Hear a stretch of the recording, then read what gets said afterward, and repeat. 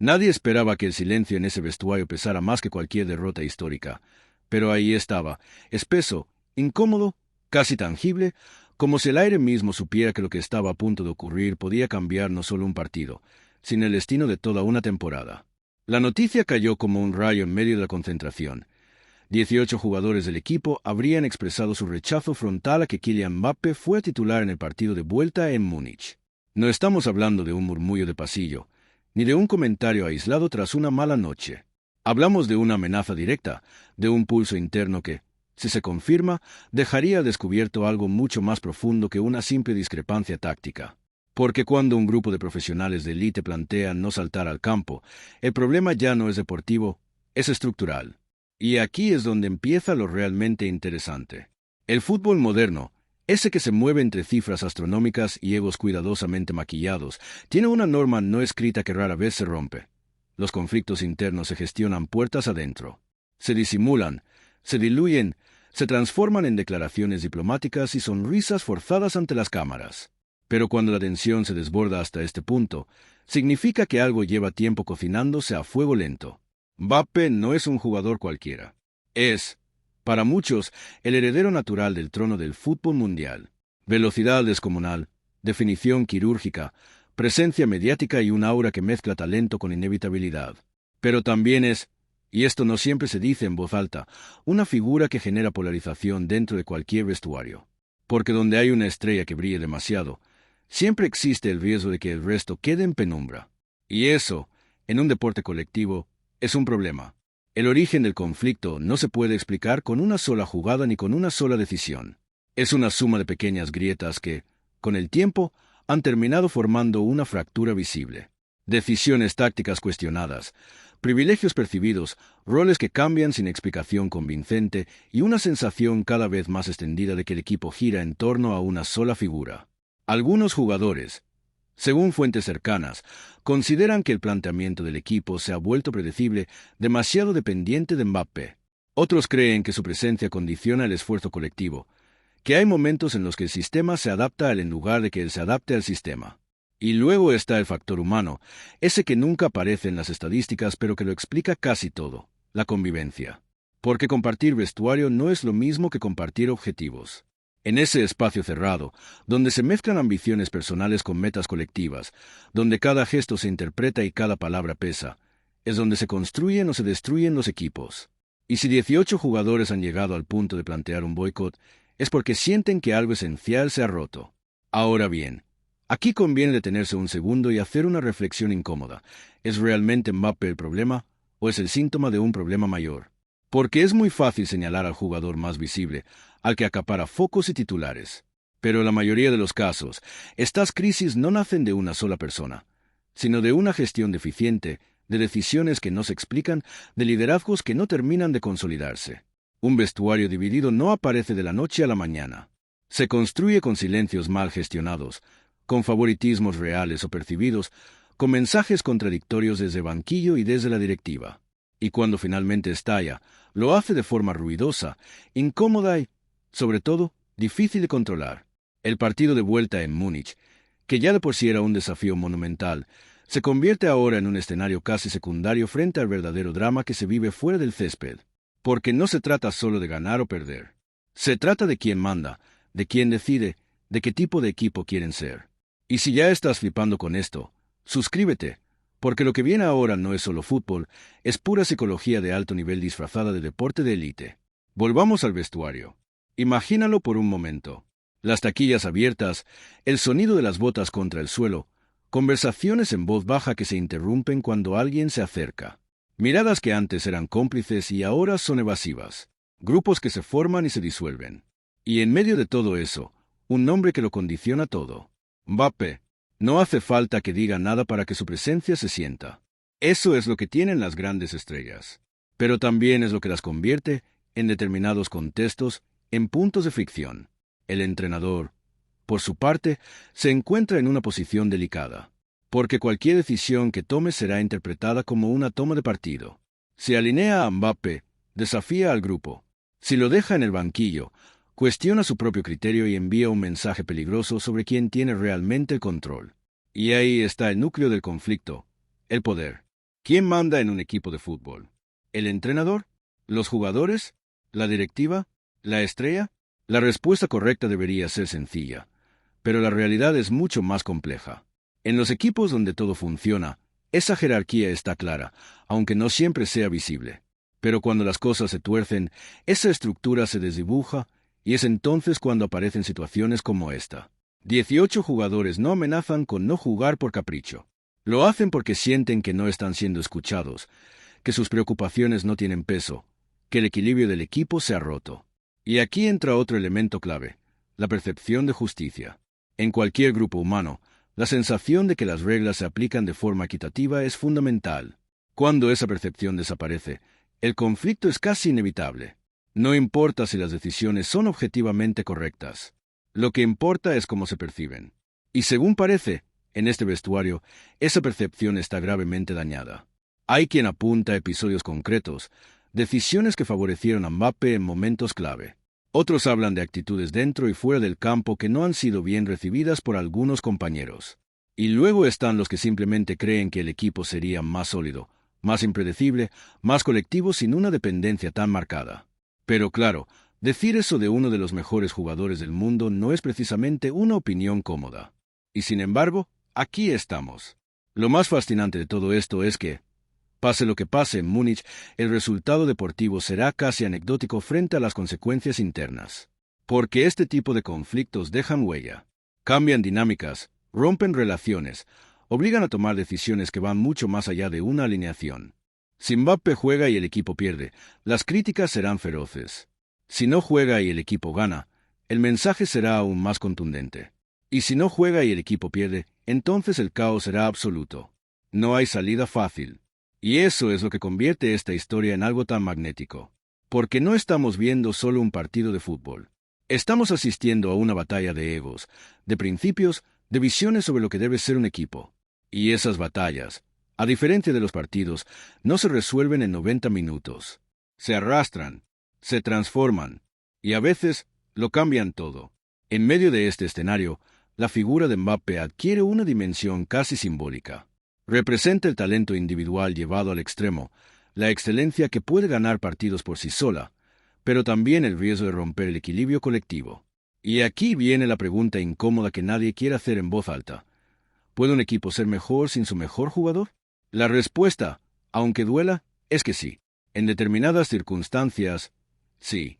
No porque el jugador no sea extraordinario, sino porque el fútbol, al final, sigue siendo un deporte de equipo. Y cuando ese equipo deja de funcionar como tal, ni el mayor talento del mundo puede compensarlo. Pero cuidado, porque esto no es una sentencia contra Mbappé. Es una reflexión sobre el contexto en el que se encuentra. Porque el mismo jugador, en otro entorno, con otra dinámica, puede ser la pieza perfecta. El problema no es siempre la pieza. A veces es el encaje. Y si has llegado hasta aquí, hazte un favor y dale al botón de suscribirte. Porque este tipo de historias, las que muestran el lado menos visible del fútbol, no las vas a encontrar en cualquier sitio. Lo que ocurra en las próximas horas será clave. Reuniones, conversaciones, decisiones que se tomarán lejos de las cámaras pero que tendrán un impacto directo en lo que veamos sobre el césped. La directiva tendrá que posicionarse. El entrenador tendrá que decidir. Los jugadores tendrán que elegir entre mantener su postura o dar un paso atrás. Y Mbappé, en el centro de todo, tendrá que gestionar una situación que ningún jugador quiere vivir. Porque ser mejor no siempre es una ventaja. A veces es una carga. Una responsabilidad que va más allá del rendimiento, que implica liderar, integrar, entender el contexto, adaptarse sin perder la esencia. Y eso, por muy talentoso que seas, no siempre es fácil. El fútbol, en su versión más pura, es sencillo. 11 contra 11, un balón, una portería. Pero en su versión real, la que se juega en despachos, vestuarios y cabezas, es un entramado complejo donde cada decisión tiene múltiples capas. Y esta historia es el ejemplo perfecto, porque no se trata solo de Mbappé. Se trata de todo lo que gira a su alrededor. De un equipo que busca su identidad, de un vestuario que exige ser escuchado, de un entrenador que camina sobre una cuerda floja, y de un partido en Múnich que, pase lo que pase, ya ha quedado en segundo plano. Porque el verdadero partido se está jugando ahora. Y ese, créeme, es mucho más difícil de ganar. No hay marcador visible, No hay árbitro que pite faltas ni VAR que revise decisiones polémicas, pero cada gesto cuenta, cada silencio pesa, cada palabra puede inclinar la balanza. Es un partido de esos que no se retransmiten, pero que deciden temporadas enteras. En ese vestuario, la tensión no es uniforme. No todos los jugadores sienten lo mismo, ni con la misma intensidad, ni por los mismos motivos. Y eso es precisamente lo que hace la situación todavía más delicada. Porque cuando se habla de 18 jugadores, se tiende a pensar en un bloque compacto, en una postura monolítica, pero la realidad es mucho más fragmentada. Hay quienes están convencidos de que la titularidad de Mbappé rompe el equilibrio táctico del equipo. Jugadores que analizan cada movimiento, cada desmarque, cada transición y que llegan a la conclusión de que el sistema se deforma para acomodar a una sola pieza. No lo dicen desde la envidia, al menos no necesariamente, sino desde una lógica futbolística que consideran incuestionable. Luego están los que no tienen un problema estrictamente deportivo, sino emocional. Compañeros que sienten que hay diferencias en el trato, en la exigencia, en la permisividad. Y en un entorno donde todos compiten al máximo nivel, donde cada detalle cuenta, esas diferencias, por pequeñas que parezcan desde fuera, se amplifican hasta volverse insoportables. También hay un tercer grupo, quizá el más silencioso, que no necesariamente está en contra de Mbappé, pero que ha decidido alinearse con la mayoría por una cuestión de dinámica colectiva. Porque en un vestuario, posicionarse en contra del grupo puede ser más costoso que cualquier desacuerdo individual. Y así, lo que empieza como una suma de opiniones distintas termina consolidándose como una postura común. Ese es uno de los mecanismos más fascinantes y peligrosos de los grupos humanos: la inercia. No hace falta que todos piensen exactamente igual. Basta con que suficientes personas coincidan en un punto clave para que el resto se adapte, se sume o, como mínimo, no se oponga. Y cuando eso ocurre en un equipo de fútbol, el resultado es una especie de corriente invisible que arrastra decisiones, comportamientos y, en este caso, amenazas. Pero hay algo más, algo que no se suele mencionar y que, sin embargo, está siempre presente: el miedo. Miedo a perder protagonismo, miedo a que el equipo no funcione, miedo a que las decisiones externas condicionen sus carreras, miedo a quedar señalados si las cosas salen mal. Y ese miedo, aunque no se exprese de forma directa, influye en cada conversación, en cada mirada, en cada toma de postura. Porque aquí no solo se está discutiendo una alineación, se está discutiendo el modelo de equipo. Un modelo que, según algunos jugadores, se ha ido inclinando peligrosamente hacia una dependencia excesiva de Mbappé. Y no es que eso sea necesariamente incorrecto desde un punto de vista técnico. Hay equipos que se construyen alrededor de una estrella y funcionan de maravilla. El problema es cuando el resto no se siente parte de ese proyecto, cuando perciben que su rol se reduce, que su impacto se diluye. Y entonces aparece la desconexión. No es una ruptura inmediata, no es un conflicto abierto desde el primer momento. Es algo más sutil. Un pase que se retrasa una décima de segundo, una carrera que se hace con menos convicción, una indicación que se ignora. Pequeños detalles que, acumulados, terminan afectando al rendimiento colectivo. Y en un partido de alto nivel, esos detalles son la diferencia entre competir y sobrevivir. El cuerpo técnico, mientras tanto, se mueve en un terreno minado. Porque son conscientes de todo esto, sería ingenuo pensar lo contrario. Perciben las tensiones, escuchan los comentarios, observan los cambios en la dinámica diaria. Pero gestionar esa información es otro asunto completamente distinto. No pueden permitirse mostrar debilidad, pero tampoco pueden ignorar el problema.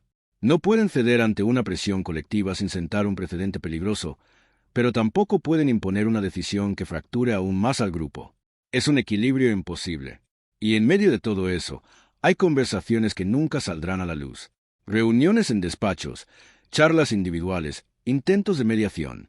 Jugadores que hablan entre ellos, que intentan convencer, que buscan matices en una situación que parece cada vez más polarizada. Algunos intentan rebajar la tensión, apelan al objetivo común, recuerdan lo que está en juego.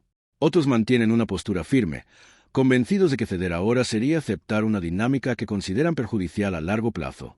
Y luego está el silencio de Mbappé. Porque en este tipo de situaciones, el protagonista directo muchas veces es el que menos habla. No porque no tenga opinión, sino porque cualquier palabra puede ser utilizada, interpretada, amplificada. Su posición es especialmente compleja. Si se muestra indiferente, puede parecer desconectado. Si responde con firmeza, puede reforzar la percepción de conflicto. Si intenta acercarse al grupo, puede ser visto como un gesto tardío. Es un juego de equilibrios donde cada movimiento tiene consecuencias.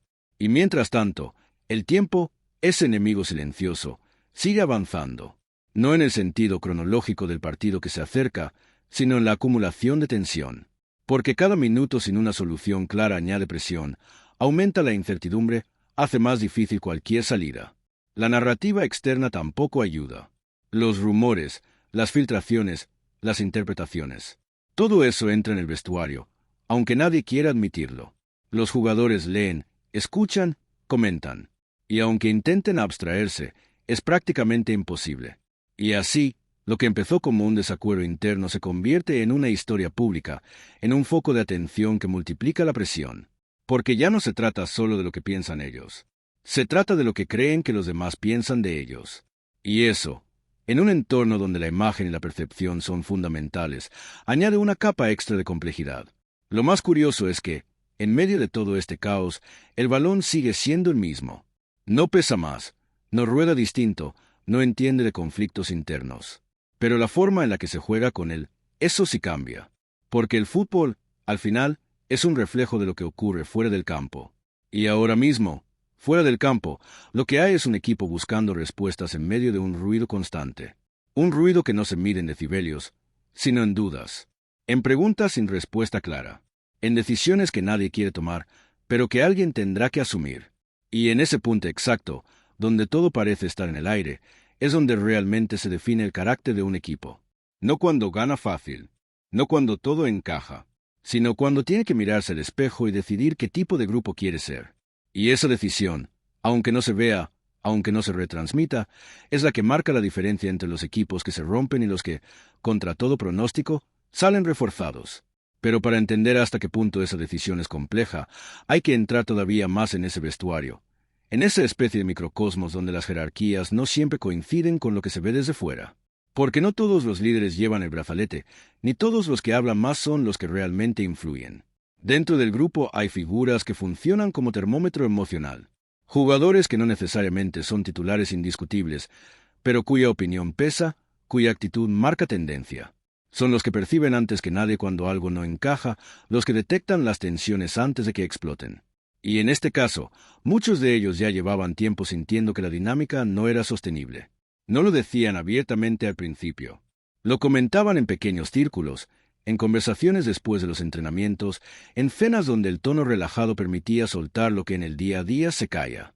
Ahí es donde empiezan realmente los conflictos en el fútbol, no en los partidos, sino en esos espacios informales donde la sinceridad aparece sin filtro. Y lo que empezó como una sensación difusa, se fue convirtiendo en una convicción compartida. El problema es que, en ese proceso, también se fueron creando bloques. No necesariamente enfrentados de forma directa, pero sí diferenciados. Por un lado, los que consideran que el equipo necesita un cambio en su estructura, en su forma de jugar, en cómo se reparten los roles. Por otro, los que creen que cualquier cambio que implique apartar a Mbappé es un error estratégico enorme. Y entre esos dos polos, una mayoría que oscila, que duda, que se mueve según el contexto, según las conversaciones, según lo que percibe en cada momento. Ese tipo de fragmentación es especialmente peligrosa porque no permite una resolución clara. No hay dos bandos definidos que puedan negociar. Hay múltiples capas de opinión, matices, intereses cruzados. Y eso complica cualquier intento de solución. Porque no basta con convencer a uno o dos líderes. Hay que reconstruir una narrativa común, una idea compartida de lo que es el equipo y de hacia dónde va. Y eso, en medio de una situación tan cargada, no se consigue con un discurso motivacional ni con una charla técnica. Requiere algo mucho más difícil: confianza. Y la confianza, cuando se rompe, no se recupera con facilidad. Se construye con coherencia, con decisiones que se perciben como justas, con una comunicación clara y constante. Pero en este caso, muchos jugadores sienten que esa coherencia ha faltado, que ha habido mensajes contradictorios, cambios de criterio, decisiones que no se han explicado de forma convincente. Y eso genera desgaste. Un desgaste que no siempre se ve en el rendimiento inmediato, pero que va acumulándose, como una grieta en una pared que al principio parece insignificante, pero que con el tiempo termina comprometiendo toda la estructura. En ese contexto, la figura del capitán adquiere una importancia especial. no solo como enlace entre el equipo y el cuerpo técnico, sino como referente interno, como alguien capaz de interpretar lo que está pasando y de canalizarlo. Pero incluso ese rol se ve tensionado, porque el capitán también es jugador. También tiene su propia opinión, sus propias emociones, sus propias dudas. Y cuando la situación es tan compleja, mantener una posición equilibrada se convierte en una tarea casi imposible. Si se alinea demasiado con el grupo, puede perder credibilidad ante el cuerpo técnico. Si se acerca demasiado al entrenador, puede generar desconfianza entre sus compañeros. Y así, incluso las figuras llamadas a estabilizar la situación se ven atrapadas en la misma red de tensiones. Otro elemento que añade complejidad es el historial reciente. No se puede entender este conflicto sin tener en cuenta lo que ha ocurrido antes. Partidos donde el equipo no ha funcionado como se esperaba, decisiones que ya generaron dudas, momentos en los que la dependencia de Mbappé fue evidente, tanto en lo positivo como en lo negativo. Porque sí, hay partidos que se han ganado gracias a él.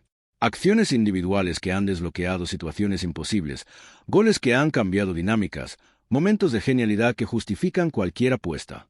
Pero también hay encuentros donde esa misma dependencia ha sido un lastre, donde el equipo ha parecido esperar a que algo ocurra en lugar de construirlo colectivamente.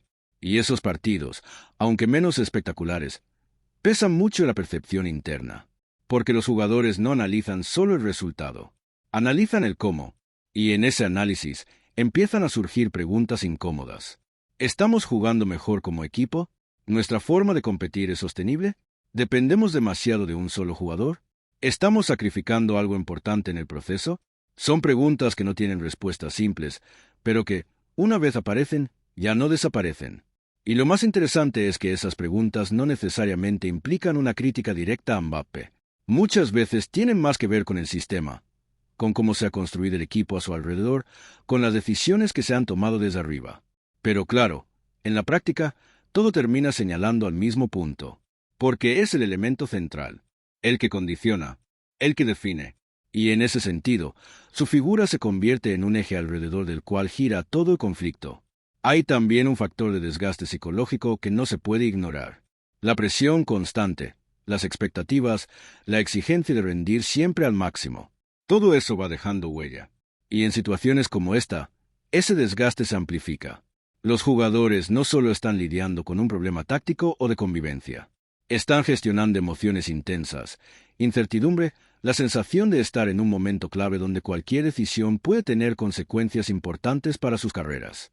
Y eso afecta la forma en la que se comunican, a cómo interpretan las acciones de los demás, a la rapidez con la que reaccionan ante cualquier estímulo. Un comentario que en otro contexto pasaría desapercibido, aquí puede ser interpretado como una provocación. Una decisión técnica puede ser vista como una toma de partido. Una simple alineación puede convertirse en un símbolo. Y así, todo se carga de significado. Todo se vuelve más pesado, más difícil de gestionar. Incluso los entrenamientos, que deberían ser espacios de trabajo y mejora, se ven condicionados por esta atmósfera. La intensidad puede variar, la concentración puede fluctuar, las dinámicas de grupo pueden alterarse. No es algo que se vea de forma evidente, pero está ahí, en los detalles, en los gestos, en la energía colectiva. Y en medio de todo eso, hay un elemento que suele pasar desapercibido: el orgullo profesional. Porque más allá de los conflictos, de las diferencias, de las tensiones, estos jugadores son competidores de élite. Han llegado hasta ahí por su capacidad, por su mentalidad, por su compromiso con el rendimiento. Y esa parte de ellos sigue presente, sigue empujando, sigue recordándoles que, independientemente de todo lo demás, hay un estándar que mantener. Pero incluso ese orgullo puede verse afectado cuando la percepción es que el entorno no es el adecuado, que las decisiones no favorecen al colectivo, que el esfuerzo no se traduce en reconocimiento o en un proyecto claro. Y ahí es donde aparece el dilema más profundo. Seguir adelante como si nada pasara, confiando en que el talento individual compense las grietas colectivas. O parar, cuestionar, asumir el conflicto y tratar de reconstruir desde dentro. Ninguna de las dos opciones es sencilla. La primera puede funcionar a corto plazo, pero deja intactos los problemas de fondo. La segunda implica riesgos, tensiones, decisiones difíciles. Y en ese punto exacto, donde el equipo tiene que elegir cómo enfrentarse a su propia realidad, es donde se define no solo el resultado de un partido, sino la identidad misma del grupo. Porque al final, más allá de nombres, de sistemas, de titulares o suplentes, lo que está en juego es algo mucho más básico, al mismo tiempo, mucho más complejo. La capacidad de funcionar como equipo en medio del conflicto. Y eso, aunque no se ve en el marcador, es lo que realmente separa a los equipos que simplemente compiten de los que, de verdad, están preparados para sostener la presión cuando todo se tambalea.